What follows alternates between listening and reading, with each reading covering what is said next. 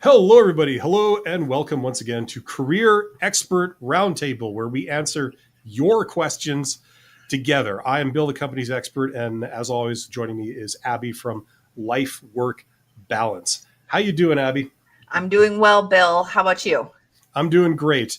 Good. This is a live stream. This is going out live, not only on my YouTube channel, not only on Abby's YouTube channel, and Abby's Twitch Yep. channel, but it's also going out, I believe, on my second YouTube channel today as like just a novelty. So wherever you are watching this, you should see a chat box somewhere near our video feed, depending on what device you're on. Get into the chat and ask questions because we are here to answer your questions. Anything to do with careers, job search, anything like that, right? That's Yep. Yep. maybe even more topics too. I'm not sure. Yes. And if you are joining from Bill's stream, you might see some comments from other people, like from other people who are joining from my stream. But it's my understanding that they kind of separate the comments. So we do our best to keep the comment that we're kind of talking on, the question that comes up on the screen so that nobody gets lost. Absolutely. And just to show what that looks like, and it's rare I get a chance to show off my command of technology, but here is the first comment from Tommy D says, "Hey, Bill." Hey, Tommy.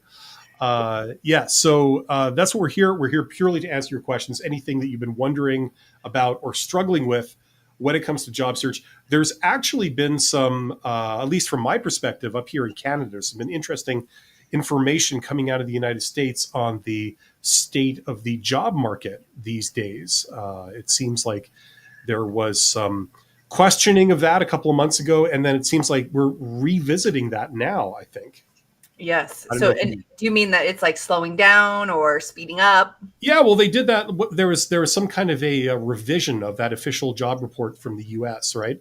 Mhm. And I know that that seems to have caused a bit of a stir. So I'm not sure if we didn't talk about this ahead of time. So I don't know if you have any knowledge or opinion or any insight into that, Abby. But I thought I'd just start with that. Yeah, yeah. Well, and I think that, the job market and if it's up or if it's down is always an evolving conversation. There will Yeah, be times when it's down, there will be times when it's up. What it really comes down to is if you are applying to jobs actively anytime, you should treat it as you would any other situation, regardless of if the market is up or if the market is down. If the market is down, then you just know that you might have some situations where you may have to apply more often or more frequently, or you have to have more interviews than if the job market is up. If the job market is up, there might be more opportunities for you. So the job search will be faster. But really, it doesn't matter what the experts are saying of if the job market is up or down, or if it's a high hiring time or low or slow hiring time.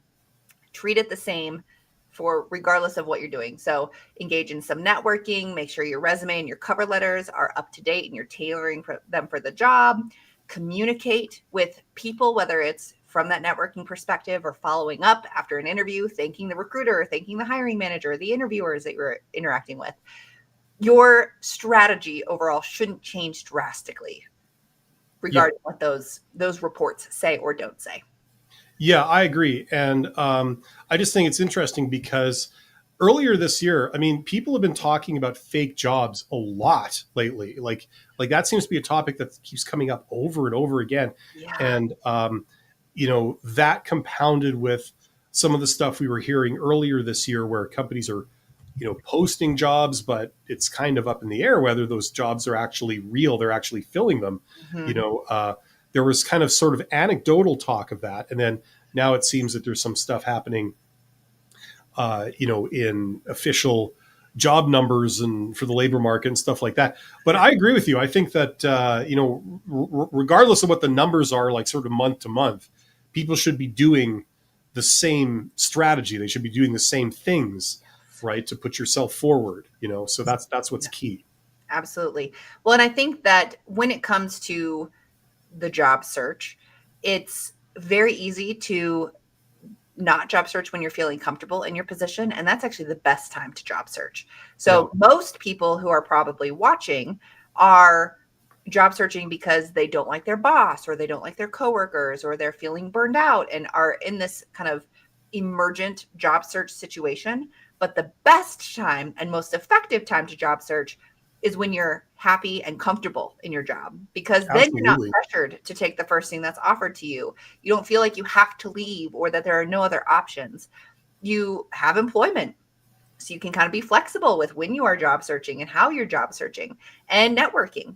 So for those of you who might be in that emergent job search situation, that's okay. There's a lot of other people who are in that same situation as you. And know that once you get that next job, you want to keep your options open and you want to keep job searching just for your own professional development. Don't get rusty with your interview techniques. See what opportunities might become available by continuing to job search for something bigger and better. Absolutely. Yeah, I mean, I think a lot of people's experience job searching is when you're desperate or when you like really need something and it's a big deal. Uh, I agree with kind of what you're saying that a lot of people, it's less common to be job searching when technically you don't need to, right? Mm-hmm. It's like, why would you do it? You're like a glutton for punishment. You're going to indulge in this kind of torturous, kind of Why force unpleasant yourself thing. to interview if you don't have to? Yeah, exactly. Like a lot of people don't enjoy, uh, sending in applications or getting rejection emails or, doing job interview stuff. It's not particularly fun, so people don't choose to do it.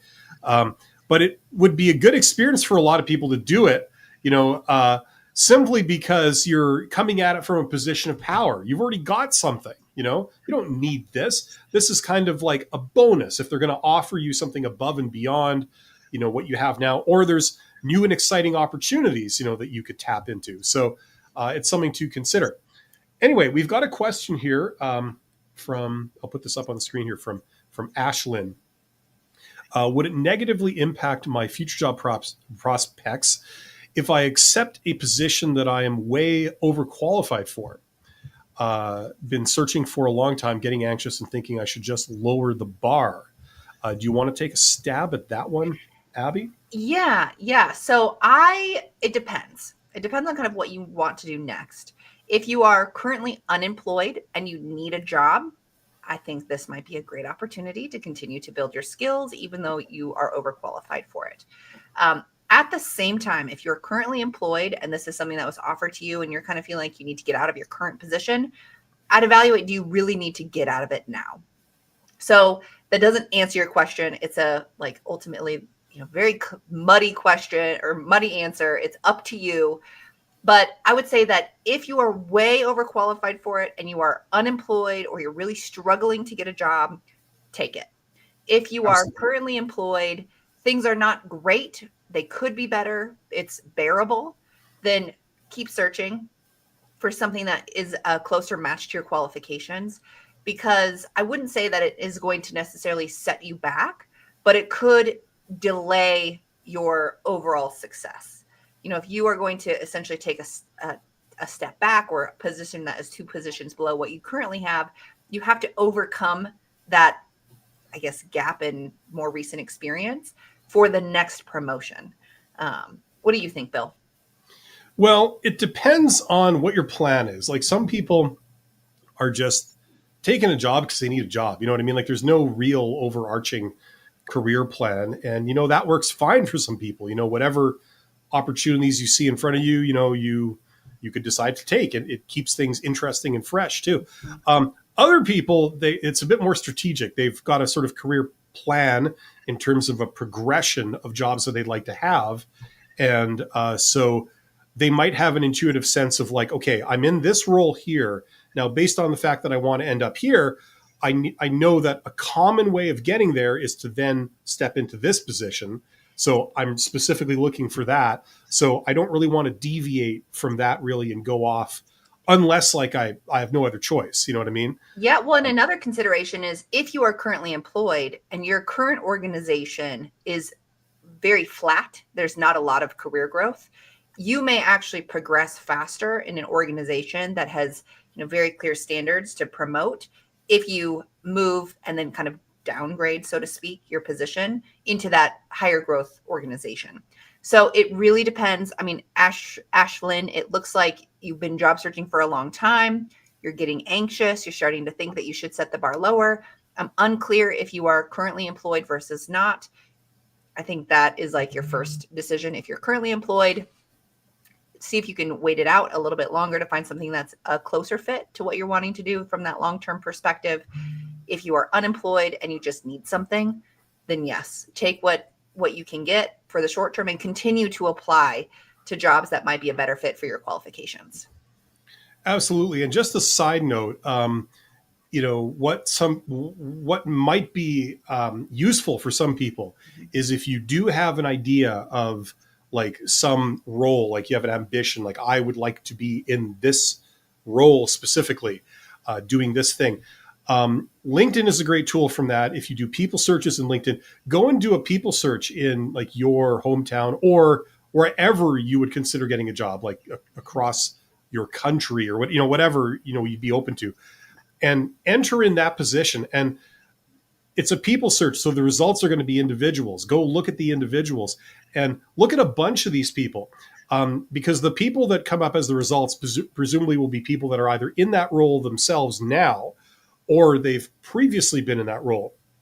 And you can look at their profile. You can look at like how they got up into that role. Did they spend 10 years off doing this thing here to kind of then move into that role, whatever it is. So you get an idea. If you look at a lot of different people that have ended up in that position, you have an idea of like, okay, this is kind of a standard career progression into that role. So therefore, I know more strategically what my next jobs should be if I want to follow that same progression and end up in that role.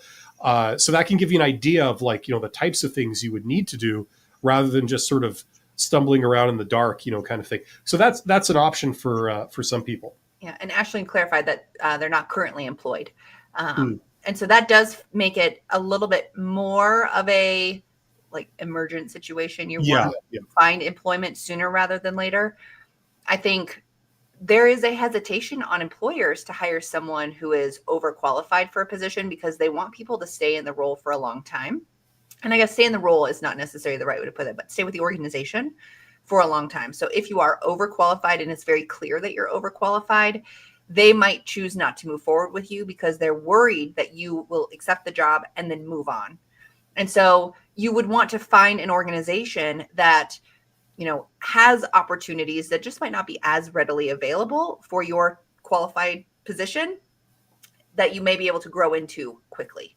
So there's a lot of dynamics in this situation. There's a lot of things to consider. Bare minimum, if you need a job, find a position that will give you what you need to survive, and then continue to work either within that organization internally. There we go. Or with an external organization going through their recruitment process to get a job that's a better fit for you. Absolutely. We have this one here. Danielle Jones says, hello, Bill and Abby. How long does it take for the hiring manager or HR to follow up with you after an interview? I've been waiting for 2 weeks now. Ooh, this is a really common question. And unfortunately, there's no straight answer. I'm not going to say everyone will follow up with you by this date. It depends on the type of organization that you have applied to. It depends on their hiring timeline, which is sometimes not very clear. And it also depends on how early in the process it is. So federal jobs in the United States, you might be waiting months to hear back as they kind of go through the process. And maybe they have people who are higher on the priority list and they have to do certain checks on them. And then they come back to you. There's months could be that way. Other organizations might need to fill this position yesterday. And so they will get back to you as soon as possible. I would say 2 weeks is on the long end. And so if you have followed up with the hiring manager or HR immediately after the interview, you heard back from them, and then it was kind of crickets after that, I think it's perfectly acceptable to send an additional follow-up email. One thing to consider when you are applying to jobs is that you do not want to put all of your eggs into one basket with a position. Even if it's your dream job with your dream organization, you want to continue to apply and continue to interview with other organizations so that you're not just waiting on this one to work out or not work out. So follow up with HR or the interviewer or the recruiter, whoever your contact is, just to check in, say, I had my interview on this date. I haven't heard anything about next steps, so I wanted to follow up and see, if you have an idea of when I might hear back or what those next steps might look like, and then go from there. But continue to apply and interview with other jobs and positions, and don't wait on this one.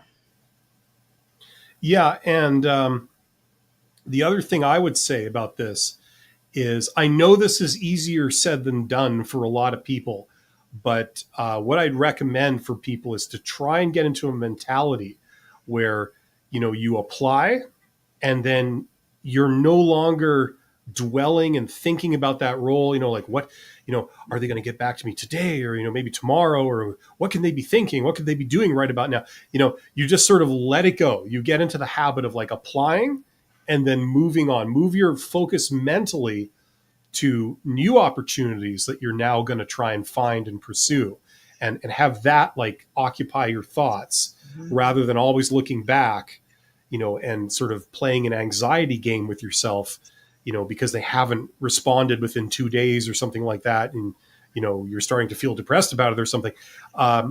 It's more productive in terms of, increasing their likelihood of getting employed sooner. And it's also better for your mental health to be looking forward, because it's very hopeful, very like, ooh, I can apply for this and I could like maybe, put myself forward for that. It's a much more positive thing rather than thinking, oh, why haven't they contacted me? It's a very, very negative kind of thing. Yeah. So, for those reasons, I would say try to cultivate that as much as possible. I think it will help. I agree. Well, I think that, if you can kind of disconnect yourself from the job search process, which is hard to do because most of the time we're looking for a job with an organization that we really connect with, where we believe in the, organization's values, mission, vision, etc. And that's ultimately what sets us up to have a pretty fulfilling job and career.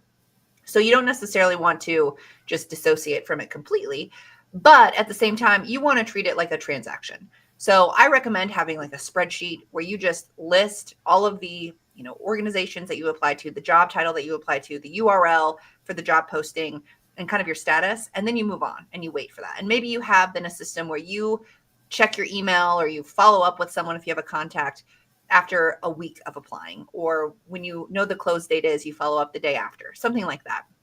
So make it a very like systematic process so that it's a little bit easier to take a step back and away from the application process. So you don't get too invested and then have to deal with disappointment after disappointment with each time that you either hear nothing or that you might hear no.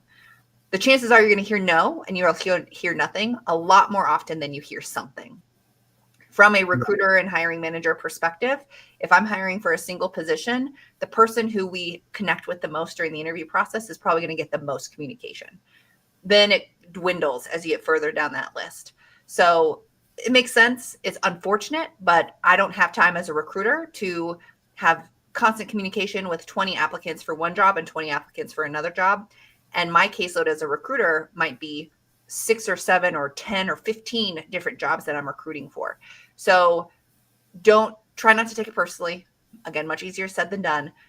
Treat your job search like a transaction. You apply and then you move on. And then you might check in and then you don't worry about it. Yeah. Transaction, not relationship. I think that's the great way of looking at it. Rourke Ponce says, I was able to use the practice questions, end of interview questions, and even a hesitation question at an interview last week. I felt really good about the interview. Am I supposed to hear back soon? Well, that's kind of a variant of what we were just sort of talking about. And it looks like Rourke's question also continues, like not the next comment, but the comment after. Oh, here we go. Yep. Mm-hmm. How can I best work on how I physically present myself? I feel that when I smile, it comes across creepy, to be honest. Well, as long as you're not leering at people, that's kind of the thing. Go on Google or whatever and go to the image search and Google like leering, and do the opposite of what you see there, Yeah, exactly. That's where you look at someone like a pervert or something. It's like, you don't want to be doing that. I know this sounds silly, but you may want to actually practice smiling in front of a mirror. I know that sounds silly. It's also self-evident, but it is important, right? If you fear that every time you smile, you become off-putting in some way, and so you don't smile or something, that might be a real hindrance when you're trying to make a first impression when you meet someone. So it is worth putting a little bit of effort to actually pay attention to cosmetic things like that, to make sure that you're not sort of like hurting your chances for something so silly. You know what I mean? Yeah. Well, at first, Rourke, I know you and I have kind of communicated offline for a couple of weeks, which is really good. So I'm so glad to hear that you are getting those interviews and you're feeling good about your interviews. So congrats on that. When it comes to presenting yourself physically, there is the virtual appearance. So if you're doing Zoom interviews, and then there's the in-person. And so what I would recommend doing is if you have someone who would be willing to, create a free Zoom account, you can create a free one as well. You can record your mock interview essentially with them, and you can then watch your body language to see how creepy it looks, or if it just feels creepy, but it's not creepy at all. You can get their feedback. Hopefully they'll be honest with you and they don't just not want to hurt your feelings. So they tell you good things just because they don't want to hurt your feelings, but hopefully they're honest with You you. want somebody that's going to give it to you straight. Yeah. In a kind, compassionate way, but also not completely make you feel like In a way like that, but also not. That's the key. Yes. So, get a free Zoom account, get the other person a free Zoom account, record yourself, and then you can see yourself virtually. If your interviews are in person, then same thing. Maybe you have a close friend or family member that you can, just have do a practice interview, and you can set your phone up and record yourself from their perspective, and then watch yourself back to kind of get some data on your physical body language and what you look like. We are very harsh on ourselves. Most of us don't like to hear our own voice. Most of us don't like looking at ourselves. Sometimes the mirror image of a video of us feels weird. So try to get someone else's perspective too. And if you're in the United States, again, I know we've talked about this before on past streams, but if you're in the United States, there are workforce centers that are through our local governments that are free for you to use. So you could potentially go to your workforce center.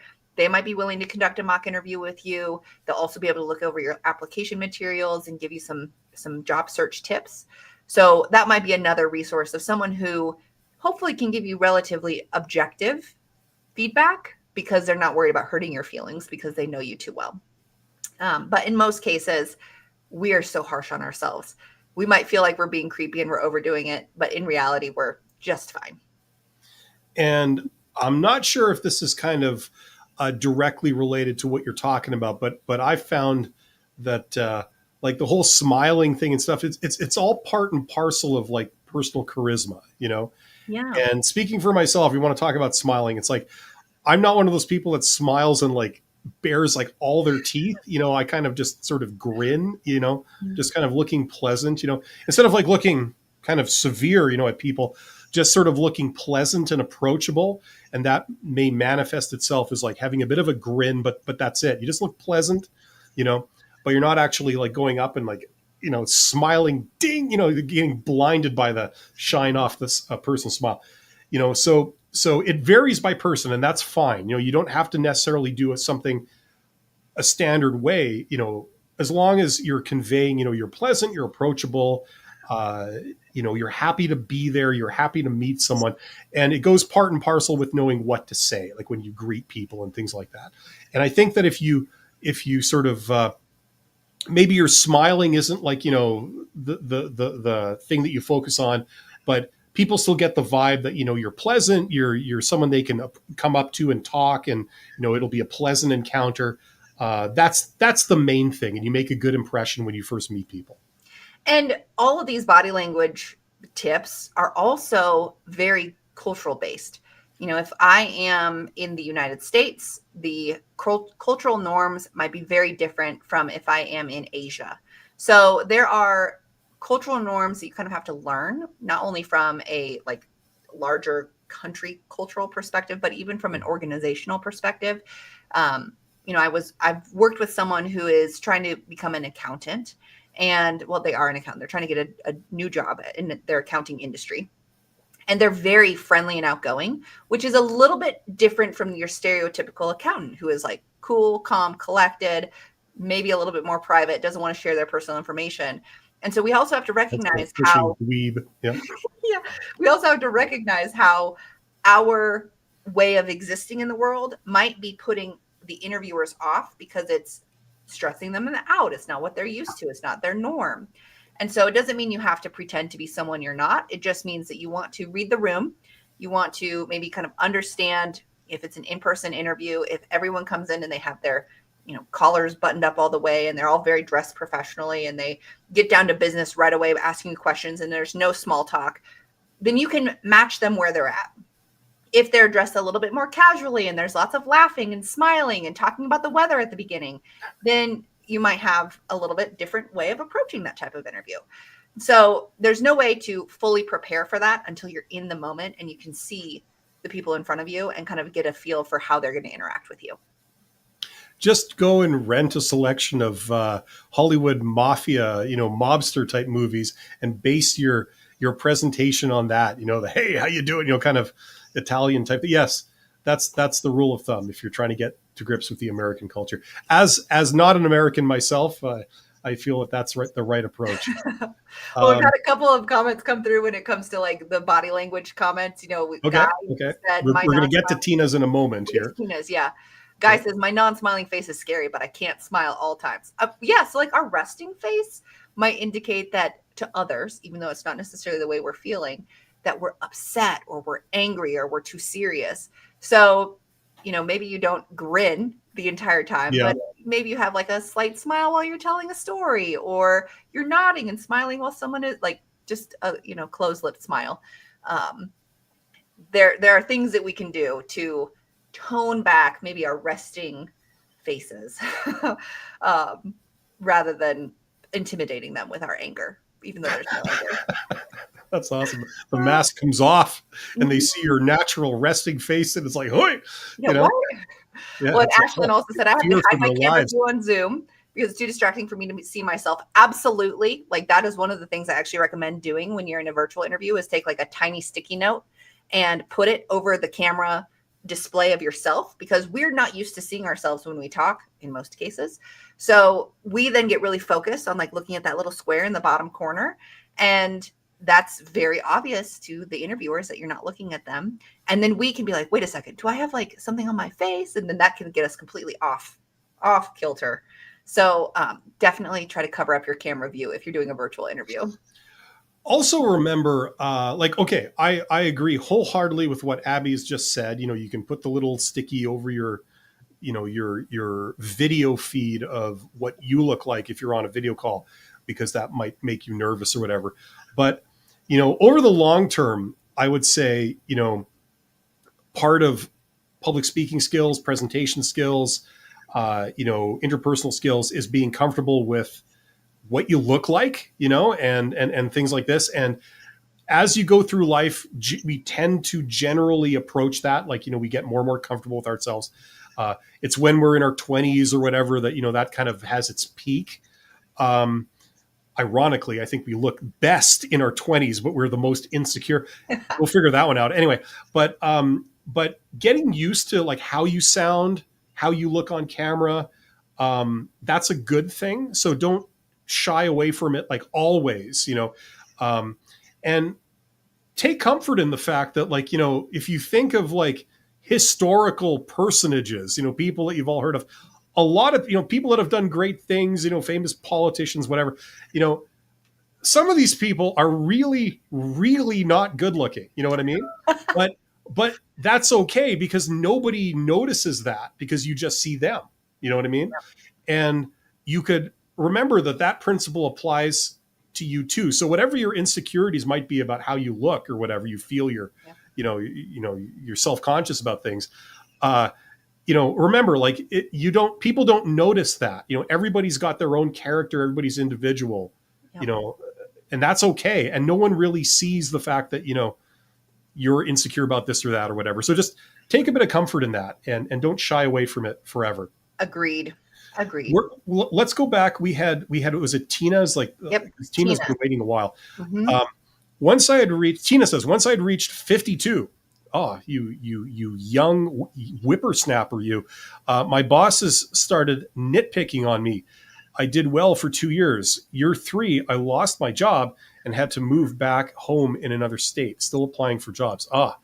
Yeah, that's kind of a bit challenging, I imagine, when that happens to you. Yeah. Um, when you say nitpicking, do you, I'm trying to detect an undercurrent of, do you suspect that they were trying to eliminate you and try to find some supposed excuse for doing that? Mhm. Is that kind of what I think is going on here, possibly? Yeah. And it sounds like after, 2 years of kind of getting like, oh, well, this isn't happening and this is happening, that they maybe came up with a reason to let you go because you weren't Yeah, meeting expectations. And so if you are experiencing that sort of situation, regardless of your age, it's always great to revisit your expectations with your boss and your job description, and making sure that your responsibilities and the things that are key parts of your role are not only clear for you, but also clear for the person that is responsible for you from a managerial perspective. And it doesn't necessarily feel the most comfortable to have those conversations sometimes, but it's always better to have clarity and like clear communication on those expectations, to say we're on the same page, so that you don't get blindsided by getting let go or getting fired or getting pulled into a room to be put on a performance improvement plan. So always, if you start to feel like there may be some expectations that you're unaware of, call it out, and not in a abrasive way necessarily, but just say like, hey, I'm feeling like maybe you're wanting something more from me that I'm not aware of. Let's talk about what my expectations are. Let's look at my workload. Maybe you can help me prioritize. Um, Having more conversation about it is always better. yeah, I agree. And also having, I mean, not to always sound like a broken record saying this, but like having an awareness of what's going on out in the real world. And to say it again, my favorite tool for doing that is LinkedIn, and being able to do searches for certain things, and that can give you real world data on like what is going on out there, what's normal. So if you're concerned that, oh no, I might be a little old for the role that I'm in, or I might be perceived as that, and that might be a concern, you can find out if that's definitely what's actually going on average, or it's really not. You know what I mean? It might be a perception of yours or your boss's that could be incorrect. Yes. Yeah. When I think talking to our bosses always feels stressful, and especially when it's about performance, but it is always much, people tend to feel much more comfortable when they know what to expect and what is expected of them. And so if you are not having regular check-ins with your direct supervisor, try to change that. Your supervisor might be overseeing 10 different people and they may not have time to meet with you each week, and each week might be overkill. But having a check-in, every 2 weeks or once a month, to talk about the things that are going well for you, your projects, the um, things that they have expectations for you regarding those projects. All of that is a great way to kind of keep a constant pulse on how you're doing. And it also gives you an opportunity to ask for feedback rather than just saying, like, do you have any feedback for me? Say, a more specific type of question, like, based on the outcome of this project, do you have a way that I might have been able to improve my communication? Or, it seems like we could have gotten this higher percentage of sales. What ideas do you have for me to help to get that next time? So be very specific with the type of feedback that you request, but it's hard to do that if you're not regularly meeting with your supervisor and you don't have a good relationship with them. So try to have a relatively regular check-in with the person who is directly supervising you, so that you have a pulse on how you're doing, so that you aren't blindsided with any failures or perceived lack of meeting expectations or things like that. Yeah, I think that's a great suggestion. I think, I mean, obviously everybody's situation varies, but I would say just across the board, a good idea would to attempt to do this once a month. Mhm. And basically just sort of go up to your boss or your supervisor and say, listen, like you got a moment, just make sure it's okay to talk to them. And, hopefully they say yes. If they say no, then you reschedule it. But you got a moment, they say sure. And you say like, listen, I just wanted to check in. So how am I doing? Is there something that, I'm doing that you would prefer I do differently? I'm just wondering, do you have any any other suggestions? Mhm. This kind of thing, just sort of a general type thing. And that serves so many different purposes. First of all, it signals a lot of great things about you. You care about your job. You care about doing well. You're trying to do a good job. You respect your supervisor. Your assuming, of course, if they give you suggestions, you don't just make a point to completely ignore them. Like you actually try. I had a coworker that did that. They'd always ask, "So what do you think I should do?" And then they would like intentionally go and do the opposite of what I said every single time. But like it signals so many great things about you, which will usually result in good things happening for you. Um, Put it this way: like you won't be the first person kicked out the door if they have to downsize or anything, and they'll regard you more favorably. Secondly, it intrinsically improves your performance because maybe there's like little things that your boss or your supervisor may feel like I wish they would do this or that, but it's not important enough for them to come up to you and make a huge big deal out of it, but they kind of wish you would do things. So this is a platform for them to say, oh well, since you asked, I was wondering, would you be able to maybe make this change, or something like that, and you say like, not a problem, so there's a lot of advantages in doing this, and like across the board. So it's a great suggestion for people. Yeah, well, and if you feel a little bit worried about asking directly for feedback, I've found that you actually can get more effective responses rather than like, no, I have no feedback for you, if you ask for their advice. Advice feels different than feedback. So I was wondering if you have any advice for me on how I might be able to do X, Y, and Z differently, or how I might be able to communicate with this client more effectively.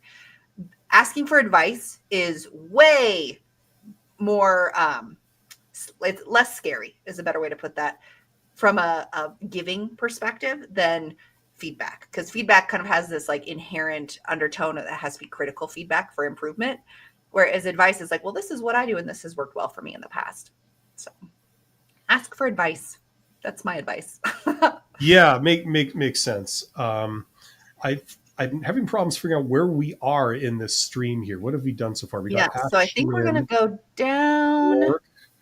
I think Rourke was talking about the Joker vibes thing. Did we? Mm-hmm. Yep. We have someone who said, I was thinking about altering my name on my resume to defeat the AI monster. There's pros and cons to that. There was research done on resumes that were identical that changed the first name, and they found that there was bias towards certain resumes versus the other. Based on just interpretations of the name. Aloysius J. Bamberger the 14th. Yeah. Versus John Smith. Yeah.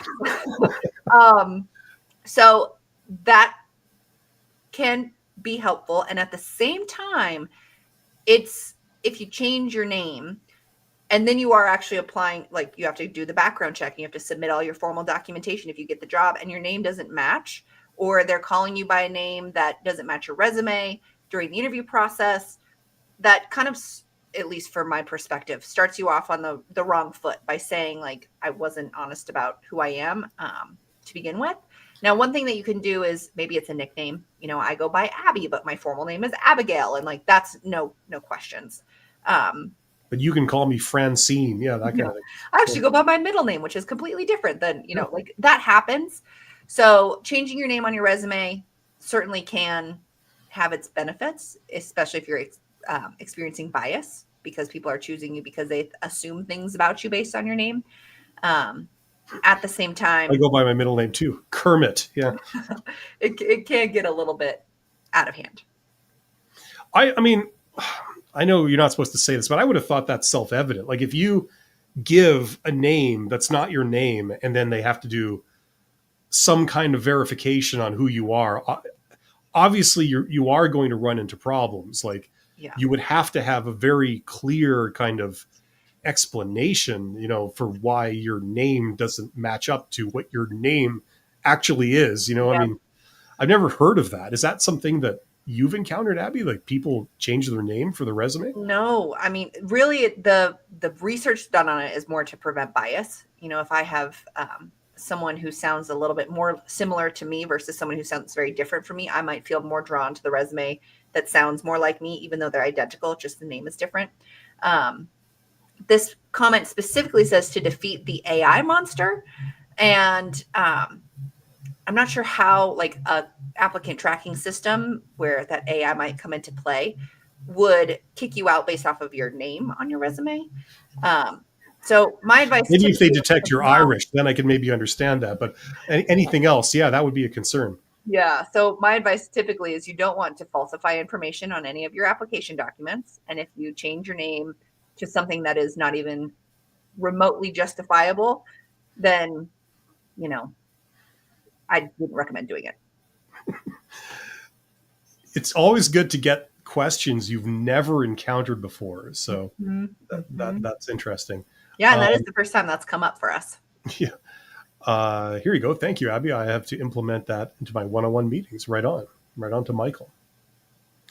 Um, what can you tell about the Indian IT sector? Not a whole hell of a lot. I'm not No, in India, not unfortunately. in India, and also not an expert necessarily in IT.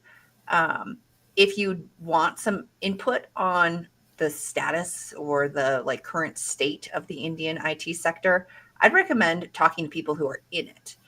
Yeah, exactly. Go to And the LinkedIn or use your network and start to explore it from the people who are actually working daily in that industry, to get a feel and for IT can mean anything from like customer service on the low end to it. like, Hmm. highly complex system admin and data center management, like at the high end, you know what I'm saying? Like it's a huge thing, right? And there's going to be a lot of different stuff within that operate completely differently. So, Hmm. so learn about it. I would say, like the blanket answer I give here, and I'm going to give to a lot of things is, like learn about networking, learn about how to reach out to people that are in the situation you're in, people that are like one level above you that are like maybe hiring people like you, being able to learning how to get and conduct an informational interview can be tremendously valuable, Yep. because out there right now there exists the knowledge that you're looking for, like the secrets of like how to succeed in your situation and do the thing you are wanting to do. People know this, it's locked up in people's heads, and it's just a matter of connecting with those people and getting them to speak with you, and you can learn those answers. So that's a tremendously powerful skill. So also learn about that. I think Yes. most people would benefit from it. Amazed says, ask for advice. Thank you, Abby. I could definitely use that advice on my new job now. Yeah. Much appreciated. Yeah, getting feedback from your boss. That's what we're talking about. Very, very useful. A lot of people don't do this, but it really signals that you are one of the outstanding employees if you do this, right? You Yes. don't need to be told, you seek it out. And a way to demonstrate that you are like this during the interview process is by asking the hard or the hesitation question at the end of your interview, which most people are afraid to do because it's essentially asking for feedback about your interview during the interview. So, my favorite way to ask this type of question is based off of what you know about me from our interview today. What do you think my biggest challenge would be if I were to step into this role? And then they have to say, okay, well, based on what I know about you, this is, it seems like you might be lacking skills in this area. And it would be, you'd have more success quickly if you had these specific skills. Or, so they might give you direct feedback about yourself and your experience, or they could give you feedback about or insight about the team that you could be joining. Well, the team is really struggling right now, and we've had a lot of turnover. So then they give you some insight into what might be going on currently with the organization, the department, the team, etc. So I always recommend asking that hard or hesitation question, which I have a bajillion videos on, at the end of your interview, because it demonstrates that you are going to actively solicit feedback, which is incredibly valuable from employees. Yeah, like you bring up a good point, Abby. That question that they ask in job interviews when they say, "Do you have any questions for us?" That is a standard job interview question. Yep. It flies a little below the radar, because that's not the first question that leaps to mind when people think of like job interviews. You're thinking more about like, tell me about yourself and, what are your salary expectations? But do you have any questions for us? This is every bit a very useful question because people seem to think it's about like getting legitimate answers to things you're genuinely worried, like wondering about. right? That's what's self-evident. You think, oh, they're asking me if I have any questions. Okay, I'll ask questions about things that I'm genuinely curious about, right? But what you may be less tuned into is the fact that just like every other question in a job interview, that question is a performance. Like how you respond to it is a performance. Yeah. So like Abby's saying, what you choose to say there is going to be signaling things about you. So if you're kind of tuned in to like, I'm the type of person that, I want to work with my manager and seek out feedback and really try to do what they would have me do. That's important to me. Yes. You're signaling that that's the type of person you are by choosing to ask that question. You know what I'm saying? As if I choose to ask a question like, well, what does the time off look like? That signals something very different from what is your favorite part about working for this organization? Yeah, exactly. Like, okay, you're the type of person, where your head's at right now. You're thinking of, okay, like, when are my breaks? How do I'm thinking about vacation. I'm thinking about not being here and working. What does that say? What's the assumption that they're going to make about you based on the fact that you choose to ask that question instead of like many, many others you could have asked, right? Yep. And I posted in the chat, this definitely will show up on my live stream as well as my Twitch live stream.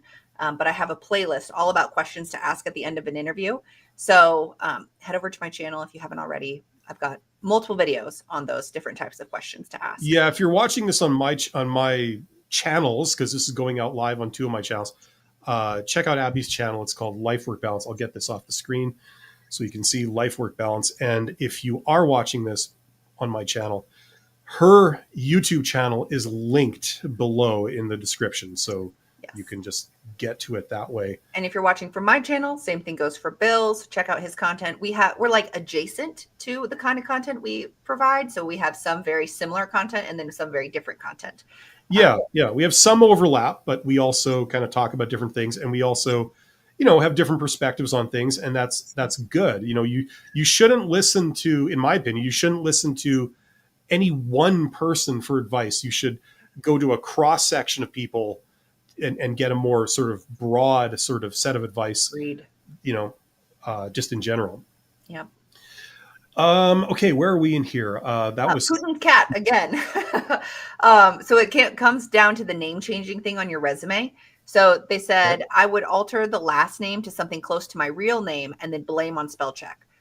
Okay, that even pulls me closer to the don't do it side of things. Yeah. Because in most jobs, they're looking for someone who also has high attention to detail. And if you miss something as simple as misspelling your name on your I misspelled my own name. What kind of first impression is that going to get people? Don't do it. I misspelled the word job on my application. Yep. So those sorts of things will come back to haunt you. Very simple typos that it's like a real word so that your spell check doesn't catch it, but clearly not the right word. That, any job will probably judge you for that at some level. Yeah, it sounds clever, but I don't think it's going to get you the outcome you're hoping for. I mean, everything works sometime. That's the problem. Like, maybe that will work some, but I kind of agree with Abby. In the majority of situations, that's probably not going to further your cause. Yeah. Tejas, if you say that, what your opinion about the videos which can tells answers during the live interview?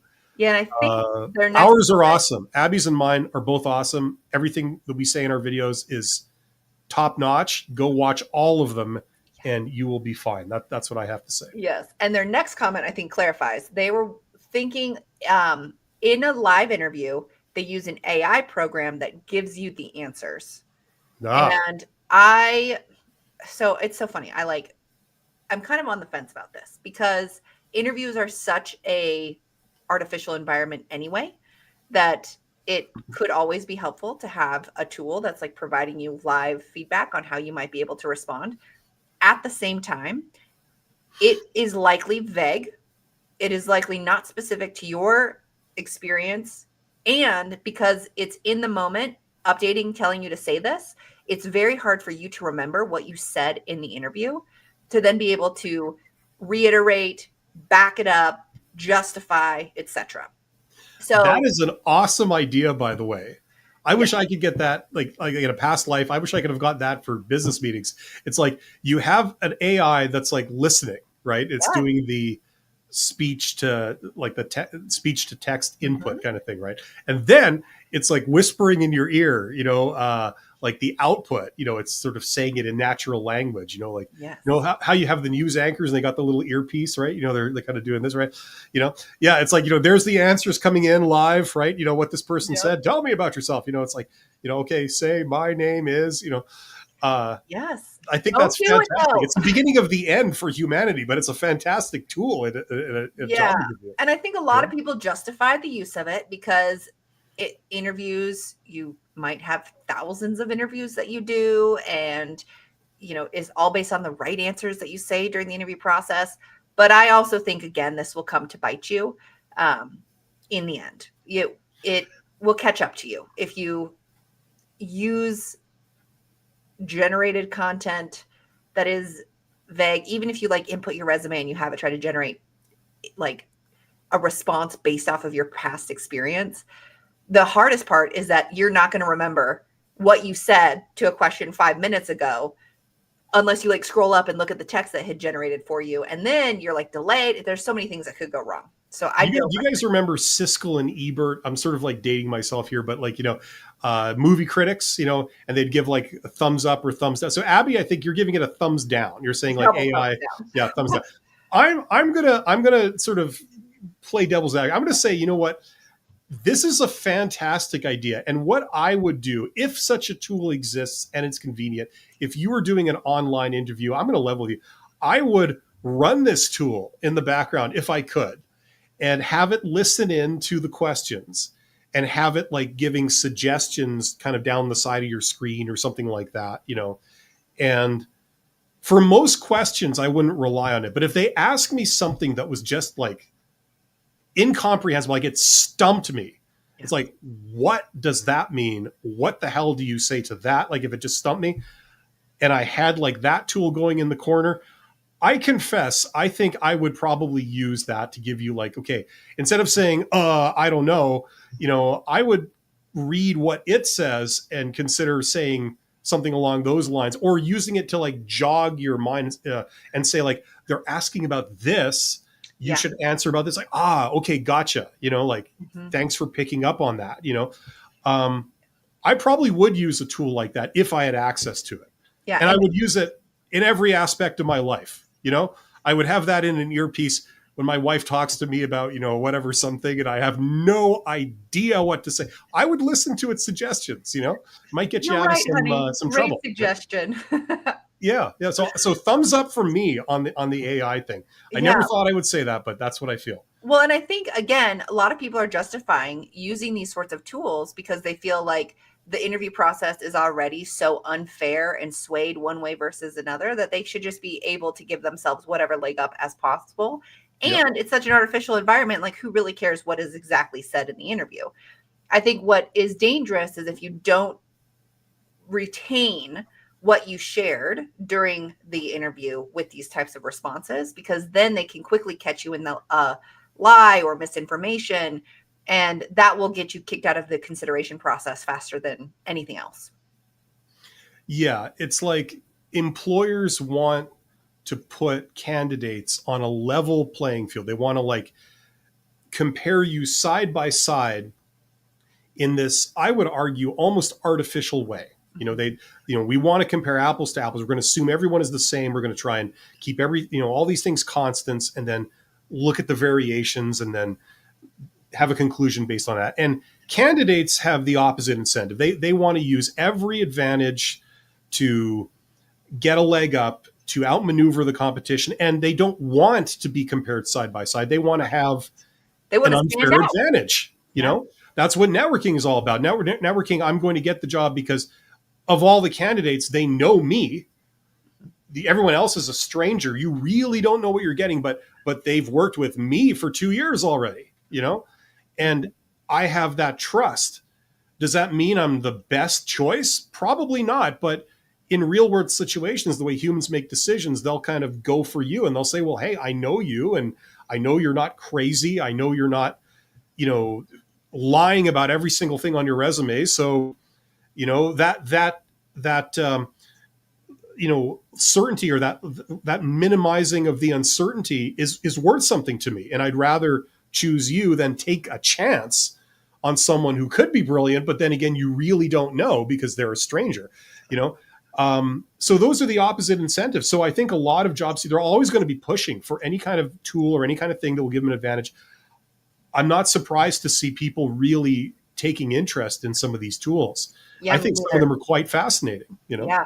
And what I like about these sorts of tools is it then forces the interviewers and the hiring managers to be even more strategic about what they're doing during the interview process so that they can ensure that whoever they're interviewing is a real person or has the real experience, and that they're actually picking the person who's the best fit for the job based off of experience and qualifications and fit, not just their own biases.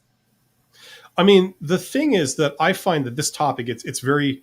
very fuzzy. You know, it's like, would you consider a candidate who used spell check to be an unfair advantage over a candidate that wrote their resume or their cover letter or something and did not have access or whatever to spell That's check? a great metaphor, You I know, think, yeah, comparison. like, and it's like, okay, it might be kind of a silly example, but it illustrates the point. What about Google? One candidate had access to Google when they drafted their answers or whatever to like a written evaluation or something. Another one didn't. Like, would you consider that that's a reasonable tool that everyone should have access to? Yes. Or no, that's cheating if you use Google. I want to know what you know without access to the internet. You know, Yep. so then it goes to AI. And now we're all thinking AI is this like big, weird new thing. But like 10 years, 20 years from now, it's going to be the equivalent of spell check. Mhm. You know, it's like, what's the big deal? It's AI. AI is everywhere. We always use it. Why would you not use it? You Yep. know? So And I do, well, I haven't used any of these tools myself because I haven't interviewed because I neither have I, to be find honest. a Yeah. job. I have seen videos and things on the internet about these types of tools existing. Yeah. And so if you have used them, let us know how it's worked out for you in the comments, because that is, it's an area where, while I'm giving it a double thumbs down right now, I'm also open to being swayed to its usability and feasibility during the interview Yeah. process. It could go both ways. I mean, there's definite pros and there's definite cons Mhm. with both option here. Like that's the thing. That's what makes it interesting. So Yeah. okay, we got Alan doing this, Yes. right? And then they also, that same person asked another Okay. comment that said, "Where are you taking these questions from?" From the comment I'm section. taking it from you. Yes. You, my friend. So You're if here. you have questions or comments about the stuff we're talking about, or your job search or your career change, whatever it is, put it in the comments on Yeah. either of our This is screens. going out live over multiple channels. So wherever you are watching this from, you guys are sending in comments and we're seeing all of them displayed here. You may not see all of them in wherever source you're, whatever feed you're on, Mhm. but we see all of them here. So that's why you might not see them, but we're actually getting all these questions. Yes.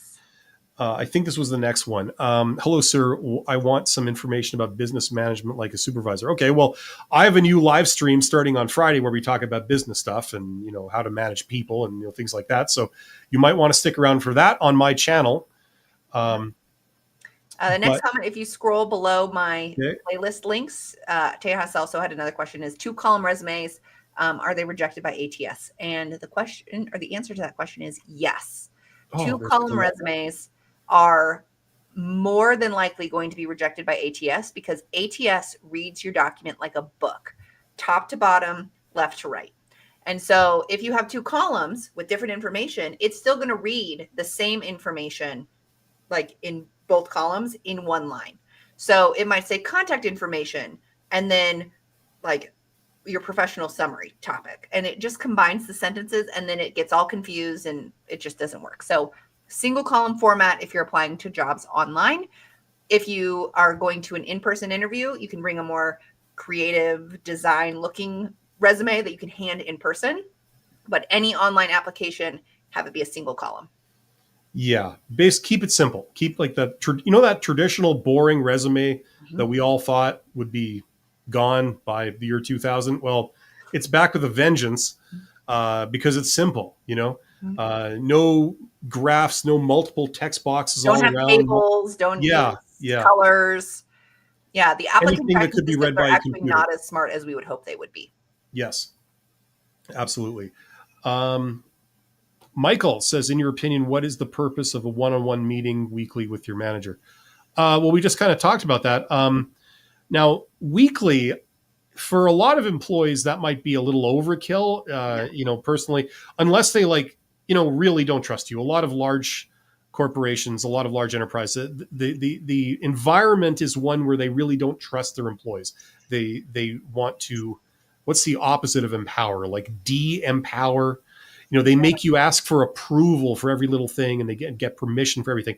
It's the opposite of a lot of small company culture where your boss just physically can't stand over your shoulder and watch everything you do, so they have no choice but to trust that you're going to be out working, and they can't see you, and they just trust you're doing your job. Yeah. um you know Well, what I and mean? Michael's next comment says, my boss trusts that I manage and complete all my tasks. Sometimes she cancels our meeting 2 weeks in a row, which I'm fine with because we're both busy.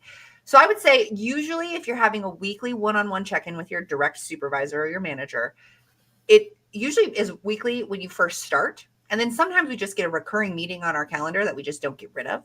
And so I would say you are probably in a position where you could suggest meeting less frequently and maybe even having like an agenda that is a common thing. Like, here I'm going to talk about what I'm currently working on, the things that are coming up, and the things that I've completed, and then have kind of an open discussion section.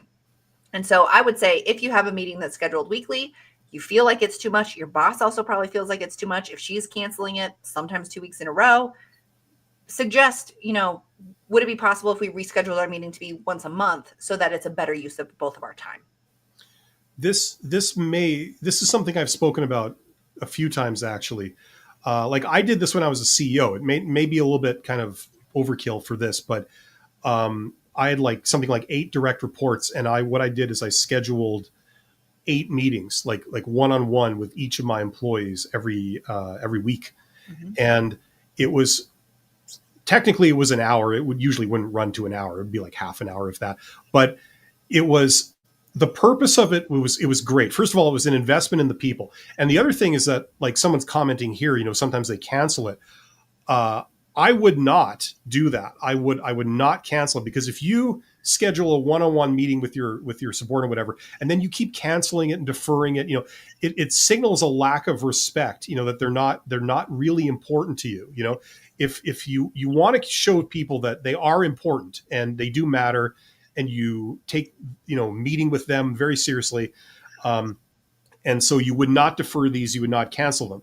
And what they would do is, would be a closed door meeting. So they come into my office, they close the door, and it's a two-way communication. So they can tell me what they think, about stuff. They can tell me what they see is going on, their opinions about different things.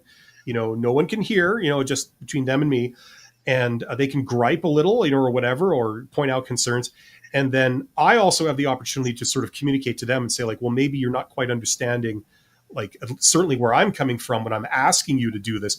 This is what I'm seeing, and this is where it's coming from, and this is why I'm asking. And that can help with things. It also makes people feel like they're listened to, and because you're giving your time to them. So it serves a lot of purposes all at once. You know what I mean? Now, this may be total overkill for, like, if you're in like a just entry level job, or you're right at the worker level or something. You might not even want to talk to your boss at all. If you can get through the day without not seeing your boss or having to talk to them, I mean, you probably think it's a good day.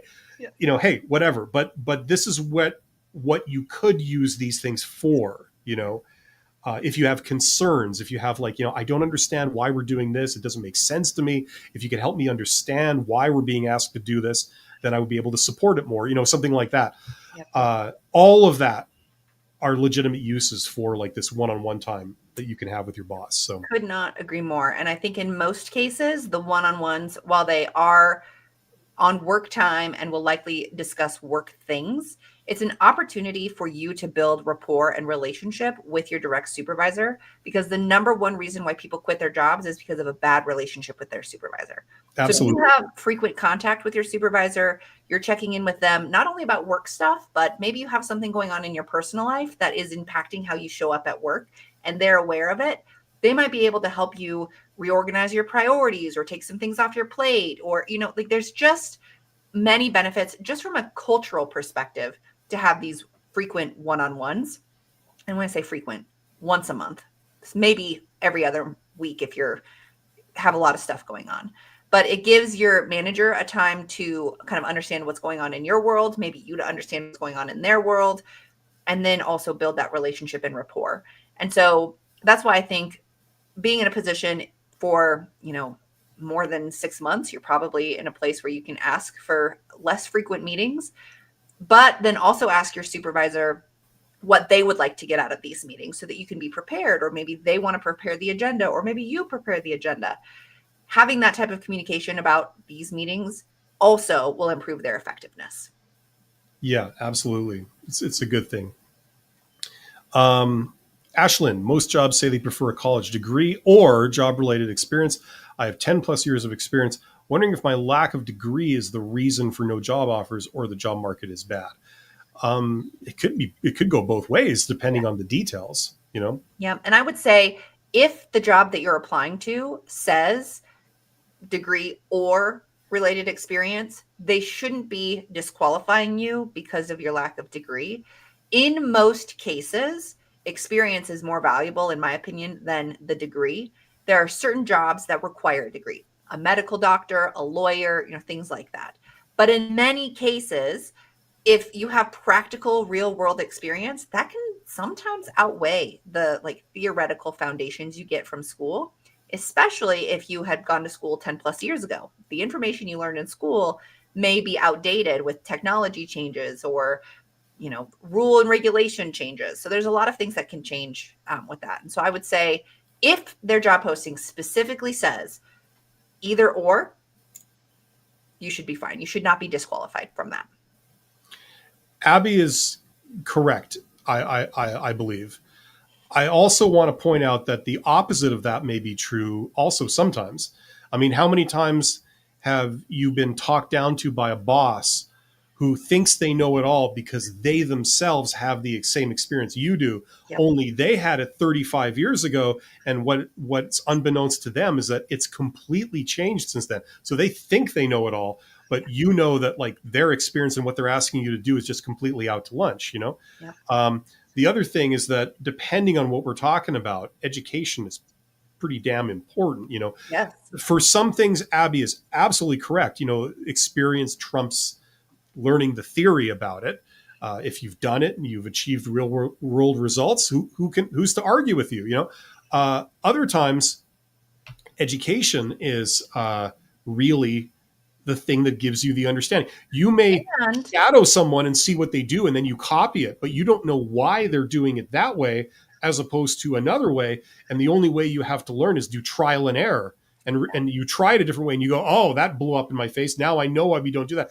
Someone who has the theory might have a distillation of millions of people's trial and error over like 300 years, you know? Well, I And, think the same is you also know, true for, you said you have someone who has 20 years of experience and they think they know everything compared to your two. Same thing goes for education. I think a lot of people that I've worked with have had to help them realize from a hiring manager perspective that education also isn't everything. They're very judgmental. If this person doesn't have the education, then they're not qualified for the job. You're going absolutely. to Yeah. have it from both sides for sure. My thought is if the job posting specifically says either or, which most are starting to get that way, then you shouldn't be disqualified or not considered because you don't have the education or even the experience, because both are extremely valuable. Yeah, speaking as from the perspective of some job seekers that do have like education, they do have, Mhm. you know, like a certification or something. It's a very condescending thing to hear like, oh, we're looking for someone with an accounting certification. or equivalent experience. What is the equivalent of an accounting certification? Yeah. Like we're looking for someone with an engineering degree or equivalent experience. It's like, what is the equivalent? Oh yeah, that's fine. I'll take someone who's got a medical degree to do heart surgery on me, but I'll settle for someone who doesn't have a degree, but they have the equivalent experience. Yeah, they've watched a lot of Grey's Anatomy, and so they Yeah, are just as exactly. And they've qualified. performed surgery on 1,500 cats, but Yeah. that's fine. They can work on me any day. Uh-huh. This is an example of where these conversations could go, and I'm for one, I'm Mhm. happy that it's gone in that direction. Yes. But yeah, like listen, it's a very generalized thing, and depending on what specific job you're in, usually it's going to be some combination of experience and education that really Yes. gets you there. And if you are, this is the thing to keep going back to, is if you're going to be working for an organization that judges you for not having something that they said was an okay thing not to have during the job interview process, do you really want to work there? And so if they are saying, oh, well, we said you could have a college degree or equivalent experience, and then you get the job and then they judge you for not having the college degree, that's probably a toxic environment they're going to want to leave anyway. And why does that happen? It's usually because one individual was in charge of the original sort of promise to you, and then another individual now is in charge of you now assessing your performance, right? They have two different worldviews. The first person had a degree or something, the second one doesn't, but they have a lot of experience. Mhm. So you get these two different standards. How can we navigate this? Something we talked about earlier, I think, is the key: communication. If you talk to people, and especially if you have like sort of one-on-one kind of private conversations, you can help sort of connect with people and have them see, like, look, I don't have a fancy degree like you do, but I have had this experience and this is what it allows me to do. Maybe you're perhaps judging that unfairly when it seems so simple now that you have a degree, but you haven't actually done it, whereas I have. Maybe we need to talk about that, kind of thing. Mhm. So communication always helps bridge some of these gaps. It does. Uh, As how do you say that's so sophology? Yeah. Hello, both. And that's an awesome picture. You look like a pro there with a pro shot. Hello, both. Abby, I'm really excited to see you live. I've been recently preparing for interviews after a recent layoff, and they've been so helpful, encouraging. Great. Way to go. So glad to see you here. Yeah, and that's great. That's great feedback to get. So thank you to sophology. If I have a problem in saying that. How do you say it? I was going to say sophology. There we go. That makes a lot more sense. I'm terrible with names. Always have been, always will be. Putin's cat. That's awesome. Is that like Schrodinger's cat or like Putin's dog kind of thing? Or Pavlov's dog and Putin's iguana. I was gonna do the name thing to see if I get more hits. I'm not seeing as much activity as 2 years ago, and I can't think of difference. You could change your name to Elon Musk and put that on the resume and see if that influences the outcome. And I can't think of any difference other than economy, competition increase, or my name and AI. You're looking for logic. A lot of times these things aren't logical. They're people's opinions based on their worldview, which is based on God only knows. You know what I mean? That's what you're up against. Yep. It's a complete luck. It is the roll of the dice. Yeah. And I think my kind of follow up to that is how much networking. Point that way. Listen to that woman. She's absolutely correct. My question is, how much networking have you done?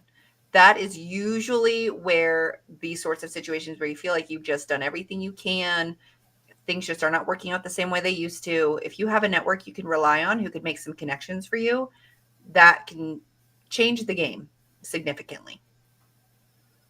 Absolutely.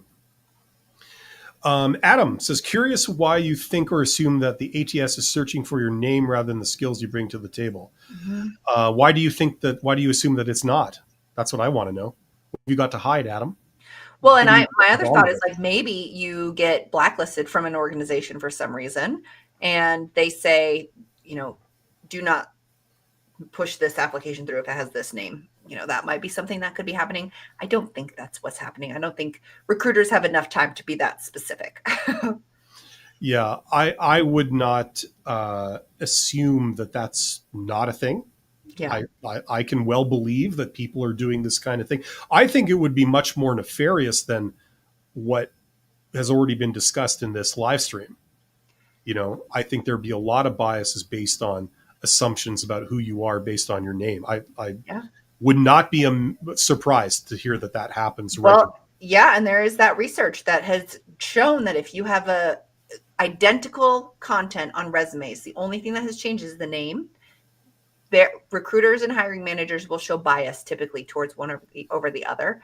And so I do know that organizations are working to make applications a little bit more anonymous in that like more computer review process before the interview process. In that like never ending quest to try and like put everyone on that mythical level playing field. Yes. Yep. So then it looks like we had some back and forth in the comments, and that the next question for us is from Matthew Wang. And they say, what recommendations do you have for a phone interview with someone I've spoken to before for a different job for the same company? So this is, what recommendations do we have if you're going to be talking to the same recruiter who's with the same organization you've interviewed with before, but it's for a different position? Bill, do you have any suggestions? I got to parse the question here. I was just trying to read through that whole Back and forth. exchange. Yeah, there was quite a lot there. Yes. So, what recommendations do you have on a phone interview with someone I've spoken to before for a different job for the same company that I had a phone? I'm assuming that if somebody rejects you once, they're going to reject you again. That's now I know that that's probably not universally true, but I think that that's definitely a factor. When someone looks at you and then they pass you over for whatever reason, I say they would have a higher likelihood of passing you over a second time. That's just my opinion, and therefore you should pursue opportunities as much as possible where you're going to new people, right? Mhm. So it's untainted And by sometimes you can't control it. If I'm working for a large organization and my skill is in engineering of some sort or software development, then there might be a single recruiter for the software development team. And so we might not be able to avoid who we're talking to, especially at that phone screen level, because it's likely a recruiter. My recommendation is you're not going to just immediately assume that you're not going to get the job, but you do want to clarify why you're a great fit for this role that you're interviewing for. So, which is a great opportunity to do that during the tell me about yourself question, which is the first question that comes up during the interview. Now, if they are like, your name looks familiar. Have we spoken before? You can say, yes, I interviewed for this position. no, we haven't. Um, it didn't end up working out. I'm really excited about this role. You can quickly skim over that past experience that didn't work out and talk about your enthusiasm and your fit for this next role that you'll be interviewing for. Yeah, I do. Okay, like if we're going to sort of create a hypothetical situation where you must go to this person, you know what I mean? Like fair enough. If we're going to sort of assume that we must go to the same person, fair enough. I still stand by what I said earlier. There's plenty of fish in the sea. I don't care how specialized of a background you have. You do have, whether you realize this or not, you have quite a large choice on how you present yourself, who you go to, what channels you go over. There's quite a lot out there. If you feel like you're really pushed into a corner and you have to go to the same person that you feel possibly might be biased against you because they did reject you before, for some other position or something, I would question that. I would say, like, are you really forced to go to this person? I would be amazed to hear that the answer is yes to that. Yeah. So Well, I'm trying to encourage people to think, you have other choices here. Yeah. Yep. And maybe you can, somehow contact HR and see if you might be able to get a different person to do your phone screen. That might cause more red flags. So, I would say, Interesting, the justification on that one. yeah, I've already talked to the person. No, I'm they worried call they're me going to fat. discriminate against me. No, we don't want to necessarily go down that road. But I don't trust them. They've got an Italian last name. Say no more. I'm picking on the Irish and the Italians. Who we got to get to one of these where no one is spared. That's the ultimate goal. Right. This is a good question. I want honest opinion from you. Can AI really replace every sector? No. Of course not. No. Nope. And it's not going to. Nope. There are ways that things can be automated for sure. Yes.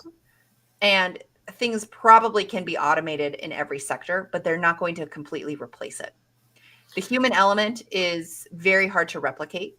And while there might be situations, like I don't know if this is completely true, but I've heard that like a automated vehicle driving will make a different choice than a human if they were to choose to get into an accident, because a human might choose to swerve, whereas an automated vehicle might just choose to crash into whatever object or other vehicle they're going to crash into, because it's done the calculations that it's going to cause less damage than swerving.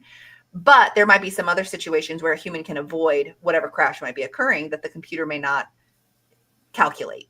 So the human element is not something that can be fully replicated. The human driver will also make the decision to try and floor the vehicle while they're simultaneously drinking a beer and giving a thumbs up out the window with their other hand. That's the difference. Yeah, you've got to take that into when AI can replicate that. That's the world I want to live in. Yep. Okay, we're not there yet. Unfortunately, we got a long way to go. AI robots and kiosks can remove maintenance. Yes, look, go back to the Industrial Revolution, okay, and look at that. Like, what did it do? They invented machines, right? This is a time when, like, if you want to dig a hole, you got to get out a shovel and dig a hole. You know what I mean? If you wanted like to get water out of a mine, you had to take buckets and get 1,000 people and pull the water out of the mine yourself. And all of a sudden somebody invents a machine to do it, right? Yep. Like we have reservoirs. Incredibly disruptive. Yeah. AI is just the latest chapter in a long line of things that have done that kind of thing, right? And does it change stuff? Yes, it's disruptive. It's the first truly disruptive thing, certainly in the last 25 years. Absolutely. We've seen ever since the internet. It's the first truly disruptive thing. So yes, it is going to change things at a rate and in a way that a lot of people are not comfortable with because they're not in control, right? But that's what every great invention does. The automobile did that. The telephone did that. Like it's a long line of things. So, all I would say is go back and learn about that kind of stuff, and you'll see a lot of patterns emerging. And then you place that template over top of what's happening now, and it's following that exact pattern so far. That's all I can tell you, Yep. So anyway. But our jobs are not going to be, or in sectors, entire industries are not going to be completely replaced. Yeah. Yeah, there's going to be some replacement of jobs, but there's going to be a lot of other jobs opening up. It's disruptive and it's messy, and but that does create a lot of opportunities for people, Now, even if you don't like have a background in develop like AI coding or something like that, it's still going to create a lot of opportunities for people that come in and work like ancillary to AI and support what it does, in the same way that computers created a ton of like opportunities for people that weren't there before, And by choosing not to learn how to use AI, you could actually phase yourself out of a job because it can really increase the effectiveness of someone's role. It can streamline processes. And if you refuse to get on with the times of where we're moving, then your organization may choose to move on from you. Yeah, I agree with that one. Even if you're not really into it, you kind of think it's this big negative thing. Just keep it at arm's length, but just sort of pay attention to what it is and how to use it and what it can do for you. It's kind of a good thing so that even if you're acting purely in your own self-interest, you don't want to be labeled as obsolete or something, Yep. This is a question from Joshua about taking resume format for the ATS. And if you have those narrow margins, the one just right above that you have selected. Okay, here we go. Yep. So does leaving the margins at narrow, essentially a 0.5 inches on all sides, make the resume unreadable by ATS? No, it doesn't. In fact, I recommend using narrow margins because you want to think about your resume as valuable real estate. So you want to use the space on your resume as effectively as possible. So if you have an extra ½ inch of space on all sides, you can cram more content that's more relevant to the job that you're applying to and interviewing for on that document. Yes.